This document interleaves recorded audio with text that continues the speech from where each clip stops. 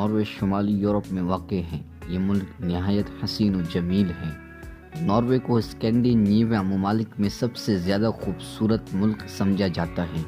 یہاں پر 6500 آبشاریں ہیں، بہتے چشمے ہیں، ہزاروں جھیلیں ہیں، 9500 ٹنل اور غار ہیں۔ یہ پورا علاقہ ہی سرسبز و شاداب ہے۔ اس خطے کو جنت نظیر خطہ کہا جاتا ہے۔ اس ملک کو دیکھنے کے لیے ہر سال لاکھ سیاح دنیا بھر سے یہاں آتے ہیں۔ ناروے کا دارالحکومت اوسلو ہے۔ ناروے میں ہر گھر کے ساتھ ایک پارک بھی ہوتا ہے۔ ناروے کی راتیں بہت ہی مختصر ہوتی ہیں۔ غالباً رات 11 بجے سورج غروب ہوتا ہے۔ مغرب کی نماز بھی 11 بجے ہوتی ہے۔ یہاں پر رات میں بھی دن جیسا ماحول لگتا ہے، لہٰذا پردے وغیرہ گرا کر مصنوعی روشنی کرنی پڑتی ہے۔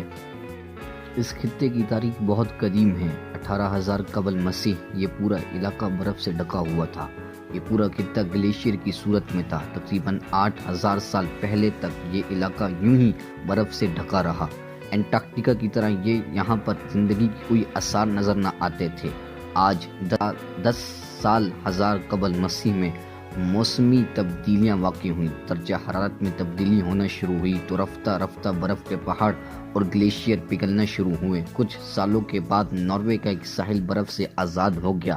اب وہاں زندگی کے آثار شروع ہوئے، چنانچہ ماہی گیروں، برفانی ریچھ کے شکاریوں اور مہم جوؤں نے چیدہ یہاں پر آنے کا آغاز کیا۔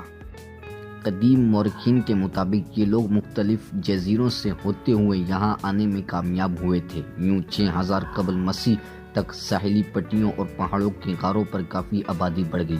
جب 4,000 قبل مسیح کے بعد جب کاشت کاری، کھیتی باڑی، جانوروں کو پالنے، دودھ کے میسر ہونے، غاروں کو تراش کر محفوظ گھر بنانے سے زندگی گزارنا قدرے آسان ہو گیا تو پھر لوگوں نے قبیلوں کی صورت میں یہاں پر مستقل رہنا شروع کر دیا۔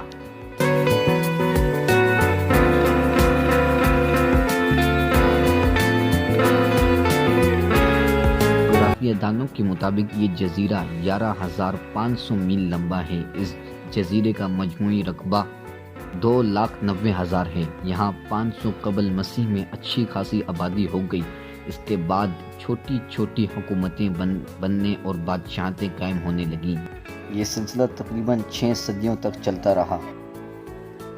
اس کے بعد وائکنگ کا زمانہ شروع ہوتا ہے۔ وائکنگ ایک بہادر جنگجو اور سورما تھا۔ اس کا کوئی مذہب نہ تھا، یہ لوٹ مار کرتا تھا۔ وائکنگ اسکینڈینیویا کے ایسی مہمجو جنگجو، تاجر اور قزاق تھے جن کا 8ویں صدی سے لے کر 11ویں صدی تک رہا۔ 1016 میں ناروے کے وائکنگ مسیحی ہونا شروع ہو گئے۔ مسیحیت قبول کرنے کے بعد انہوں نے جنگ اور لوٹ مار ختم کر دی اور آرام و سکون سے زندگی بسر کرنے لگے۔ یہاں سے تاریخ کا ایک نیا موڑ شروع ہوتا ہے۔ انہوں نے مسیحیت قبول کرنے کے بعد فرانس، انگلینڈ اور یورپ کے کئی ممالک سے تجارت شروع کر دی۔ وائکنگ کے آخری دور میں یہاں پر کئی چھوٹی بڑی ریاستیں تھیں۔ ہالینڈ وہ پہلا بادشاہ تھا جس نے پورے ناروے کو ایک بنایا۔ اس کے بعد ناروے میں بادشاہت شروع ہو گئی۔ وہ کون سا ناروے کا بادشاہ تھا جس کے یہ الفاظ تھے، عیسائی بنو یا مر جاؤ؟ 1380 میں ایسا کیا ہوا کہ ناروے ڈنمارک کے ماتحت ہو گیا؟ دوسری جنگ عظیم میں ہٹلر نے ناروے پر کیسے قبضہ کیا؟ یہ سب کچھ آپ کو بتائیں گے، لیکن ہسٹری آف ناروے کے ایپیسوڈ 2 میں